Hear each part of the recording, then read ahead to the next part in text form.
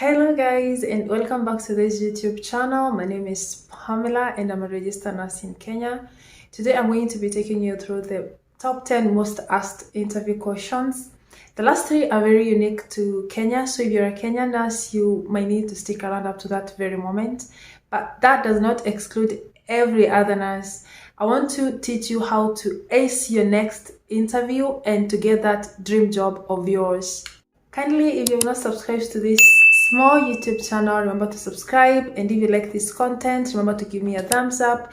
And if you'll have any other more questions that you feel are mostly asked, you can feel free to comment down below. And let's get started, shall we? The first one, tell me about yourself. This does not mean that you read your CV to the interviewers. Are you getting my point? Like, don't start by saying, my name is Pamela, I studied in Bohovyk MTC, oh, before then I was in this high school. That is boring, because your interviewers, they have your resume and they can read all that. This question, the best way to answer it is to say stuff like, I'm a motivated self-starter, I can work with a team, I don't need a lot of supervision to work, and I can also work alone. Doesn't mean that I have to work with a team. Say good things about yourself that are actually not written on the CV. You could even say that I came to nursing because this was more of a calling to me and I really love helping people, so I thought this was a good profession to help others, you know, that kind of a response. The second question is usually, why do you want to work with us? It is very important for you as a person that is looking for the job to, before going to that interview, read about the mission statement and the vision of that particular hospital or the company that you're going to be working for, so that you tell them that now these are usually your values, and you saw that they have the same within their mission statement, and you saw that their mission statement and your values are going hand in hand, and you thought, you know, like it was a good thing to want to work with them because you are aligning in your values. Okay, look at their core values, look at your values, look at their mission statement, and let your answer revolve around that. You know, that way they'll see that you've actually done your homework and you know the hospital. Okay, like you're not so new to it, you are familiar with it, you've done your assignments about their core values and their mission and what they are all about, and that is a tick for you. Why are you leaving your previous place of employment? Darling, please do not badmouth your previous employer. They could have been so toxic, or the working environment might have turned out to be the most toxic thing you've ever seen, worse than your worst nightmare relationship. Please don't say negative things about your previous employer. Okay, some of the answers that you can actually give to this kind of question, the first one could be the challenge you're giving yourself. Okay, you want to see yourself work in a totally different environment. Sure that, you know, when you're reading about that company, you could have seen the number of patients that they have and the kind of technology that they possibly could be having. So the answer could also be actually revolve around that. Like you could tell them, you know, I have seen you have a bigger number of patients, and you know, I want to learn more, or give myself this challenge of working with different technologies, that kind of a thing. But please, however pressing the urge could be to badmouth your previous employer, or even if you left that place with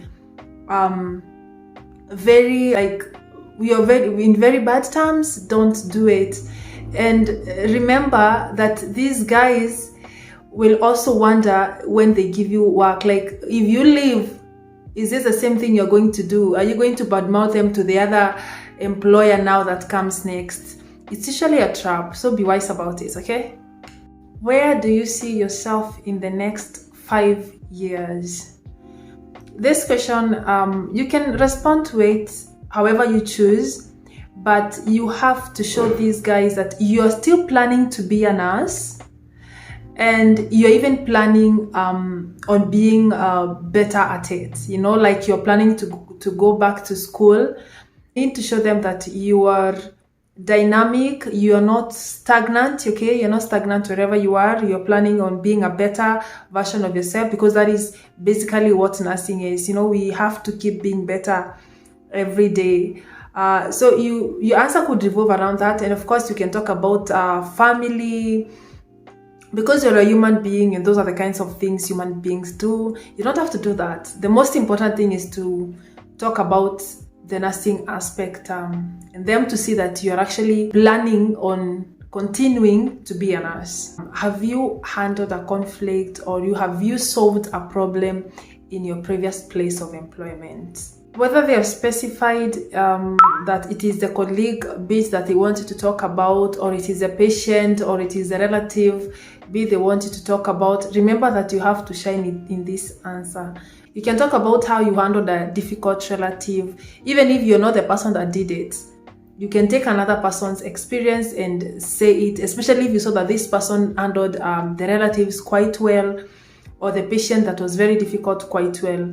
Remember to be a nurse while you're handling these people, and remember that these people are sick, and these people have people that are sick, now if they're relatives. Are you getting my point? Like, show that you are empathetic, that you understood that, if this person was not sick, maybe we would not be having this conflict, and maybe you looked for a counselor to talk to them, or you went to sit down and discuss the treatment approaches, or you just realized that this person was just anxious and they needed to talk to the caregiver, specifically the doctor, to explain their prognosis, or the relatives just needed the reassurance. So those are the kind of things that you can say. Now, if it was a difficult colleague, remember also to be wise. Maybe you are apologetic, or if you're the person that had messed up, or you can say that you are a good communicator and used your communication skills and your problem solving techniques to solve this problem that you developed with your colleague.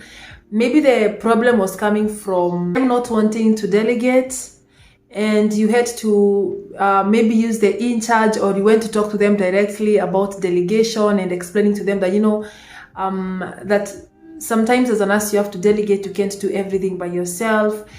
And it was really productive, because with time they started maybe accepting, or maybe you're the person that is not a delegator, you believe in doing things by yourself. So someone came, maybe your teammates were finding that offensive, that you're not involving them, that kind of a thing, or it's late coming. You can base your answer around all those kind of things, but you have to show that eventually the problem was solved. And you have to show that, yes, you could have experienced a little bit problems while trying to solve it, but eventually this is what you did to make sure that the problem was solved. Maybe you involved the in charge, and it didn't have to be so big. Don't involve a problem that shows that you are snitch. The next question is usually kind of, what will you bring to our facility if we hire you? Darling, sell yourself.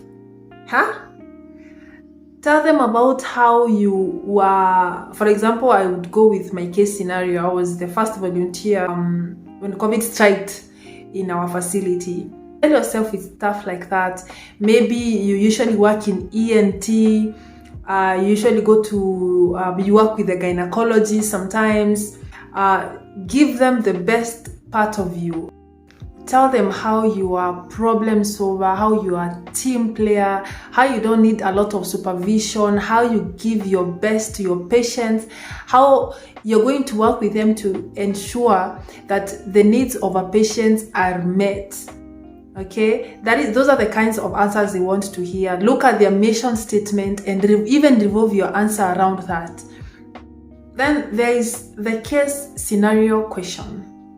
You'll never know what they're going to ask you, but mostly it's a management kind of a question. So for example, if somebody is going to ask you this, you have been called, you are the covering nurse, and you have been called by the CPD, and they have told you there have been a road traffic accident nearby your facility. What will you do? Of course, here you're going to notify the OPD department so that they are ready, get the doctor that is covering outpatient and emergency. And this is not the only question that you can get asked. There's so many questions revolving case scenarios that require managerial skills. The best part of it is that it always comes down to one thing. It is team playing, okay? So whatever kind of case scenario question they ask you, remember team playing is a thing. Involve doctors, involve your other nurses, involve the matron if the matron is not aware. I don't know how you call them in the US. Is it nurse covering? Nurse charge nurse? Yeah, something like that. Make sure that you are involving someone, okay? As long as you're involving someone, you are just about to get it right. And be open to any question, in this case scenario questions. So you might need to go and look them up, or I will look them up and actually link them in my description, so to go and read about them there and see how you can best respond to those kind of case scenarios. I am not sure about other countries, but if you're a Kenyan nurse, there's going to be a political question. So political questions mostly, they are the easiest because they are not going to ask you things outside your new health. The most asked questions are who is the cabinet secretary of health at the moment? Who is it? The second could be maybe 5 female CSs, like cabinet secretaries, not decision section, cabinet secretaries, thing around that. If you're in a certain county, you're not like applying for a job in a private facility, and you're a Kenyan nurse and you're going to a certain county, look at the governor of that particular county, the deputy governor, the health committee. You might need to know those particular kind of things. Remember that they're going to ask you about devolution, okay? They're going to ask you what devolution is, and they're going to tell them the functions that are not devolved. So let me tell you what devolution is so that you remember this. It is the statutory delegation of powers from the national government to the county level. And the functions that are not devolved, the first one is education, there is legislative, and there is judiciary. All the other functions, including agriculture, trade, water, energy, they were devolved. So those three, unless there is another one and I'm not sure about, and you can educate me too, they were the ones that were devolved. I hope you're going to remember that. Okay, that is usually asked in Kenya, and I don't think there's one interview that goes without being asked about it. You might not be the person that get asked that question, but if you're about 20 people, 10 in those 20 people is going to get that question in their interview setup. Question number 9 is always about the trending health issues. Whether it's the trending health issue is lying in the government, or it is something that has come up, like probably COVID. COVID is something that is, people are going to talk about this for a long time until it's completely out. So you need to know a lot of things about COVID. For example, what are they using? The vaccines, I think they're about 4. Is it Pfizer? What and what again? Moderna, Johnson & Johnson, and there is the common one, the one that almost everybody got. That is going to be asked. They're going to ask you what COVID-19 is. You need to learn about it. You need to learn about the signs and symptoms. If now especially when there was Ebola in Uganda, they're going to talk. Those are the kind of questions that you expect to get in your interview. Anything that is trending in health, they're going to ask you about it, and you need to be so alert. So just some 2 days before you go to the interview, you need to continually be watching the news, especially if you're not a news person like I am. you need to start watching the news that time, and you need to Google the trending issues so that you are alert and you know how to answer, so someone doesn't just bomb things onto you. And in that line also, there is one or two things about primary health care. That is all about politics. Now let's get to the last question. Do you have any questions for us? I know you probably feel pan-fried or harassed, but please, the right answer to this question is yes. I know you probably feel like you're going to cry by the time this question is getting asked, but tell them yes, you do have a question. And even if you don't have a question, just thank them that they invited you for the. Tell them, no, I do not have a question, but I just wanted to thank you because you invited me for this interview. If you have a question, you can start with thanking them because of the interview invitation, if you never got to thank them, or that kind of a thing. But ask them something like, if I get this job, how is going to be my working schedule? Or how soon will you know about the feedback, or whether you passed the interview or not, because especially in Kenya, very few interviewers tell people when they are when they're going to get feedback about their interview. There's so many things you can ask them. You can ask them about your salaries. If if they're not talked about it, or you don't know, you can ask them about those kind of questions. But the salary thing, unless it's a private facility, if it's the government, you might not want to talk about it because salaries are somewhere in an act, in the constitution. You can go and look there. But if it's in the private institution, you might need to ask them when how much you should expect. Otherwise, thank you so much for watching up to this point. If you've liked this video, please give me a thumbs up. And if you have any issue you want to talk about in the line of interview, please, you can talk about it in the comment section down there below, and you can address it and discuss it. Please remember to subscribe to my YouTube channel. Goodbye now.